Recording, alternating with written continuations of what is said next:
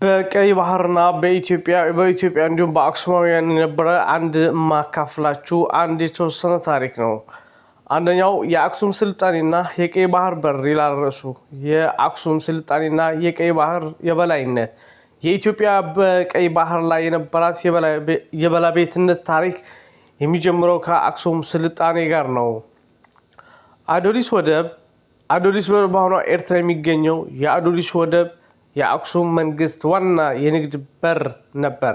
በዚህ ወደብ አማካኝነት አክሱም ከሮም፣ ከህንድ እና ከቫዘንታያን ጋር የንግድ ግንኙነት ታደርግ ነበረ።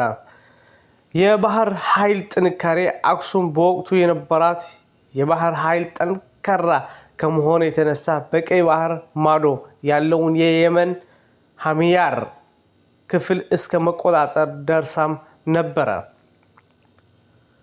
በዚህ ዘመን ቀይ ባህር የአክሱም በር ተብሎ እስከ መጠራትም ደርሶ ነበር። በሁለተኛው የእስልምና መስፋፋትና የባህር በር መዘጋት ከ7ኛው ክፍለ ዘመን ጀምሮ የእስልምና እምነት በአረብ ባህር ስላጤ ላይ የተስፋፋ ሲመጣ አረቦች የባህር ዳርቻቸውና የደሴታቸውን ለምሳሌ ዳህላክ ደሴትን መቆጣጠር ጀመሩ።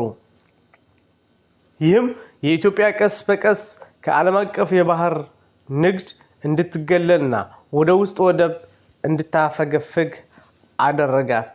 ቢሆንም ግን ኢትዮጵያ ነገስታት የበላይነት የሰሎሞናዊ ሥርወ መንግስት የባህር ዳርቻውን ለማስመለስ ለዘመናት ጥረዋል።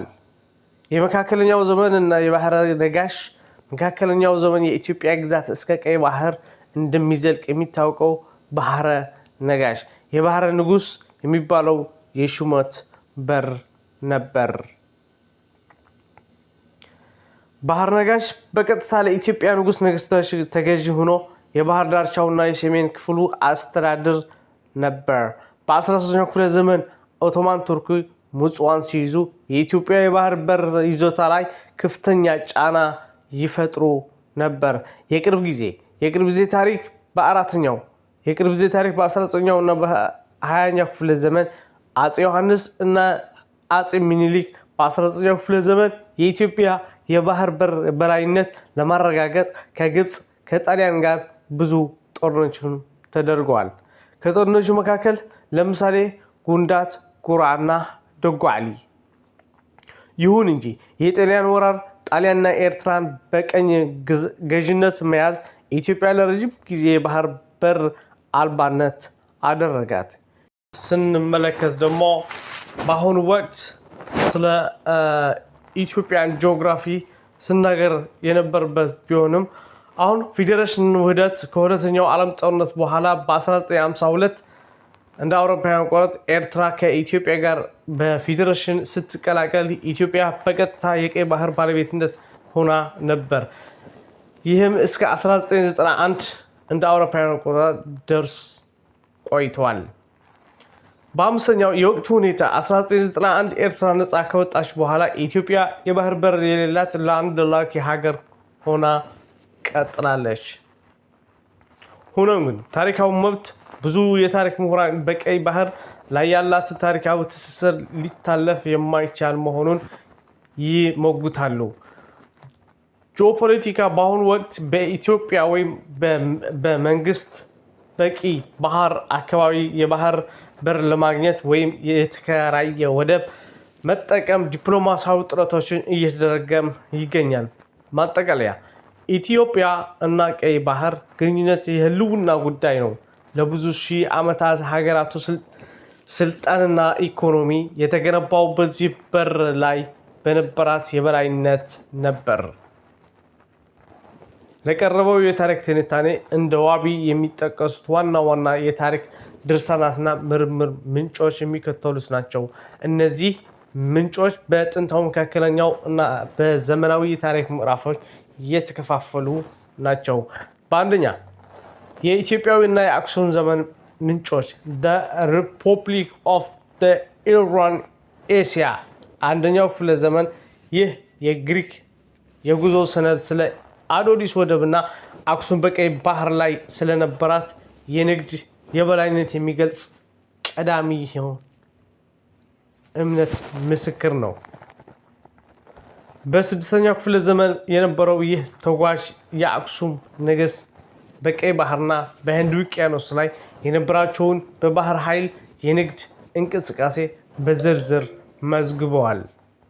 በአውደሪስ የሚገኝ የነበረውና የአክሱም ነገሥታት በቀይ ባህር ማዶ የመን ድረስ ያደረጉትን ወራርና ቁጥጥር የሚገልጹ የድንጋይ ላይ ጽሑፎች አሉ። የመካከለኛው ዘመንና የባህር ነጋሽ ምንጮች በ13ኛው ክፍለ ዘመን ወደ ኢትዮጵያ የመጣው ፖርቹጋላዊ መነኩሴ ባህረ ነጋሽ ስለሚባለው የኢትዮጵያ ግዛትና የባህር ጠረፍ አስተዳደር ሰፊ መረጃ አስፍረዋል። የዜና መዋዕል ድርሳናት በተለይም የአፄ ያዕቆብና የአፄ ሰርፀ ድንግል ዜና መዋዕሎችን የኢትዮጵያ ግዛት እስከ ምጽዋና ዳህላክ ደሴቶች ይደርስ እንደነበር ይገልጻሉ። የዘመናዊ ታሪክና ዲፕሎማሲ ምንጮች የዘመናዊ ታሪክና ዲፕሎማሲ ምንጮች ይህ መጽሐፍ በ19ኛው ክፍለ ዘመን ኢትዮጵያ የባህር በሯን ለማስከበር ከግብፅና ከጣሊያን ጋር ያደረገችው ትግል በሰነድ አስደግፎ ያብራራል። በመካከለኛው ዘመን የኢትዮጵያ ግዛት መስፋፋትና የቀይ ባህር ተጽዕኖን በጥልቀት የሚመረምር የታሪክ ድርሳን ነው። የተባበሩት መንግስታት ድርጅት ዩኤን ከሁለተኛው ዓለም ጦርነት በኋላ ኤርትራ ከኢትዮጵያ ጋር በፌዴሬሽን እንድትቀላቀል የተወሰነበት ሰነድም ነበረ። ኢትዮጵያ ወደ ቀይ ባህር እንድትመለስ የተደረገበትን ህጋዊ ሂደት ያሳያል። የካርታ ጥናት በ18ኛው ክፍለ ዘመን መገባደጃ ላይ የወጡ ካርታዎች ለመጻፍ የአቢሲኒያ ግዛት እና የቀይ ባህር ዳርቻዎች አቀማመጥ በዝርዝር ያሳያሉ። እርስዎ የጠቀሱትን በ1794 የኤዲንበራ ካርታን ጨምሮ ከዚያን ዘመን የነበሩ የአውሮፓ ካርታዎች ኢትዮጵያን በቀይ ባህር አዋሳኝነቷን አሳውቀዋል። እነዚህ ምንጮች በዩኒቨርሲቲ፣ በብሔራዊ ቤተ መጻሕፍት ለምሳሌ በአዲስ አበባ ዩኒቨርሲቲ የኢትዮጵያ ጥናትና ምርምር ተቋም እና በዓለም አቀፍ ዲጂታል መጻሕፍት ውስጥ ይገኛሉ በማስረጃነት። በመቀጠል ጣሊያን ኤርትራ በቀኝ ግዛት መያዟን ኢትዮጵያ ለረጅም ጊዜ የባህር በር አልባ አድርጓታል። ፌዴሬሽንና ውህደት ከሁለተኛው የዓለም ጦርነት በኋላ በ1952 እንደ አውሮፓውያን አቆጣጠር ኤርትራ ከኢትዮጵያ ጋር በፌዴሬሽን ስትቀላቀል ኢትዮጵያ በቀጥታ የቀይ ባህር ባለቤት ሆና ነበር። ይህ እስከ 1991 እንደ አውሮፓውያን አቆጣጠር ድረስ ቆይተዋል።